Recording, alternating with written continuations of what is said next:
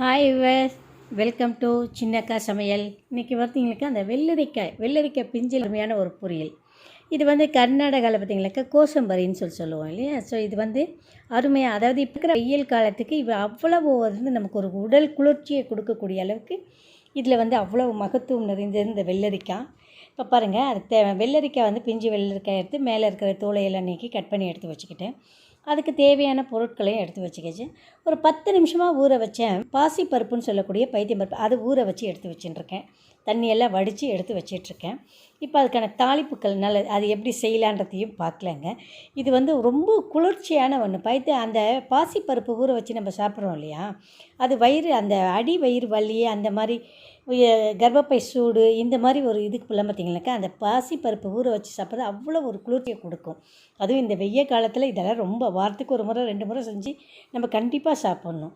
So இப்போ பாருங்கள், வானிலையில் எண்ணெயை வச்சு நல்லா கடுகு பொரிஞ்சதுமே கொஞ்சம் உளுத்தம்பருப்பும் போட்டு கடலப்பருப்பையும் போட்டு கொஞ்சம் ஜீரகமும் பொடியாக நறுக்கின வெங்காயத்தையும் போட்டு நல்லா வந்து வணங்குற வரைக்கும் நல்லா வதக்கிடுவோம். சூப்பராக இருக்கும். இது வந்து ரொம்ப உடல் குளிர்ச்சியை கொடுக்கக்கூடிய இந்த உணவு பார்த்திங்கனாக்கா வாரத்தில் 2 முறைன்றதை விட டெய்லி லஞ்சில் வந்து இது வந்து ஒரு டிஷ்ஷாகவே நம்ம செய்து சாப்பிட்லாம். அந்தளவுக்கு இது அருமையான ஒரு சூப்பரான ஒரு சாப்பாடு தான், ஒரு ரெசிபி. கண்டிப்பாக உங்களுக்கும் பிடிக்கும். செய்து சாப்பிட்டு பாருங்கள். ஒரு லைக் கொடுங்க, உங்களோட கருத்துக்களை கமெண்டில் பதிவிடுங்க. சப்ஸ்கிரைப் பண்ணவங்க ஷேர் பண்ணுங்கள், சப்ஸ்கிரைப் பண்ணாதவங்க சப்ஸ்கிரைப் பண்ணுங்கள். பக்கத்தில் இருக்கிற பெல் பட்டனை அழுத்துங்க. அப்போ தான் என்னோடய பதிவுகள் உங்களை உடனுக்குடனே வந்து சேரும். பாருங்கள், வெங்காயம் போட்டாச்சு, காஞ்ச மிளகாய், கருவேப்பிலை, பச்சை மிளகாய் வேண்டாம், காஞ்ச மிளகாய் போட்டிருக்கேன். நல்லா வதக்கிடுவோம். நல்லா வதக்கின்ற அப்புறம் நமக்கு வந்து அந்த பாசிப்பருப்பு ஊற வச்சு எடுத்து வச்சுருக்கோம் இல்லையா, இந்த பாசிப்பருப்பையும் நல்லா போட்டு எண்ணெயிலேயே நம்ம தனியாக வேக வைக்க போகிறது இல்லைங்க. நல்லா வந்து அப்படியே வந்து எண்ணெயிலேயே வந்து அதை வறுக்கும்போது பார்த்திங்கனாக்கா ஃபஸ்ட்டில் ஒட்டும், கடாயில் ஒட்டும். கொஞ்சம் கொஞ்சம் அந்த தண்ணி ட்ரையாக வந்து அது ஒட்டாது. பருப்பு வந்து ஒரு கண்ணாடி அந்த பருப்போட தன்மை மாறிடும். அவ்வளோ சூப்பராக இருக்கும். சாப்பிடும்போது பார்த்திங்கனாக்கா ஒரு மாதிரி மொறுமொறுனும் இல்லாமல் வசவசனும் இல்லாமல் அப்படி ஒரு டேஸ்ட்டில் இருக்கும். ஊற வச்சு எண்ணெய் வதக்கும்போது அந்தளவுக்கு ஒரு டேஸ்ட்டாக இருக்கும். ஸோ நல்லா வதங்கினதுக்கு அப்புறமா பார்த்திங்கனாக்கா நமக்கு தேவையான அளவுக்கு சால்ட்டு போட்டுட்டு நல்லா வதக்கிடலாம். இது வந்து அவ்வளவு குளிர்ச்சிங்க. இது நம்ம வந்து இப்போ காயிற வெயில் அப்படி ஒரு கிளைமேட் இல்லையா, ரொம்ப கடும். அந்த வெயில் சூட்டை தணிக்கிறதுக்காக வேண்டி வந்து கண்டிப்பாக நம்ம இந்த மாதிரி வந்து டெய்லி சாப்பிட்றதுனால நிச்சயமாக தவறு கிடையாது. இதெல்லாம் சாப்பிடும்போது நமக்கு கோல்டு அது மாதிரிலாம் வராது. உடல் குளிர்ச்சி தான் வரும். உடல் வந்து அந்த சூட்டை தணிக்கும். பாருங்கள், இப்போ நல்ல தரமான சூழலுக்கு அந்த பாசிப்பருப்பெல்லாம் வதக்கியாச்சு. இப்போ நறுக்கி கட் பண்ணி எடுத்து வச்சுருந்த வெள்ளரி பிஞ்சு காய்களை அப்படியே போட்டு கொட்டி நல்லா கிளற விடுங்க. நல்லா கிளறிடுவோம். நல்லா கிளறிட்டு இப்போ அதை லேசாக அந்த ஈரப்பதமெல்லாம் நல்லா ட்ரை ஆகிடும். அது வரைக்கும் நம்ம நல்ல கிளறலாம். இப்போ அது பார்த்திங்கனாக்கா அந்த வெள்ளரி தன்மை, அதாவது அதுவே ஒரு கண்ணாடி தன்மைக்கு மாறும். அது நல்ல சூடுபட்டு நம்ம வணங்கும்போது ஓரளவுக்கு அது வந்து ஒரு தரம், அந்த பதம் மாறும்.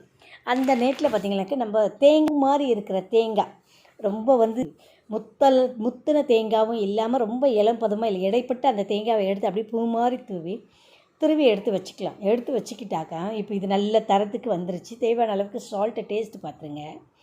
இதுக்கு மேலே பார்த்திங்கனாக்கா நம்ம அந்த துருவி வச்சுருக்கிற தேங்காயை அப்படியே தூவிட்டு அவ்வளோ டேஸ்ட்டாக இருக்கும். இது சாப்பாட்டு இல்லை, லஞ்சுக்கு இல்லை, நீங்கள் தனியாக ஒரு கப்பில் போட்டு ஸ்பூன் போட்டு சாப்பிட்ற அளவுக்கு ஒரு டேஸ்ட்டியை கொடுக்கும். சூப்பராக இருக்கும்.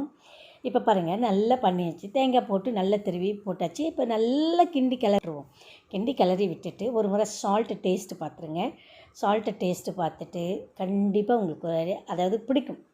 பிள்ளைங்கள்லேருந்து எல்லாருக்குமே இது பிடிக்கும். ஒரு லைக் கொடுங்க. உங்களோட கருத்துக்களை வந்து எனக்கு கமெண்டில் பதிவிடுங்க. மறக்காமல் சப்ஸ்கிரைப் பண்ணவங்க ஷேர் பண்ணுங்கள்.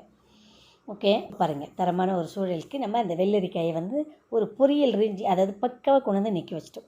இப்போ நம்ம அழுத்து வச்சுருக்கிற கொத்தமல்லி இலைகள் இருக்கும். அந்த கொத்தமல்லி இலைகளை அப்படியே எடுத்து மேலாப்பில் தூவிட்டு அப்படியே கிளறி கொஞ்சம் நேரம் மூடி வச்சுட்டு அப்புறமா பிள்ளைங்களுக்கு பரிமாறுங்க. சூப்பராக இருக்கும். அருமையான ஒரு உடல் சூட்டை தணிக்கக்கூடிய ஒரு அருமையான டிஷ்ஷு இது. அவ்வளோ இயற்கையான ஒரு குளிர்ச்சியை கொடுக்கும். இது வந்து இதனால் எந்த ஒரு விளைவுகளும் நிச்சயமாக இருக்காது. அவ்வளவு சூப்பராக இருக்கும். இப்போ இருக்கிற இதை நம்ம நிச்சயமாக பயன்படுத்துகிறது அருமையான ஒரு ஐடியான்னு சொல்லலாம். ஓகே, சூப்பரான ஒரு வெள்ளரிக்காய் பொரியல், அதாவது கோசம்பரி.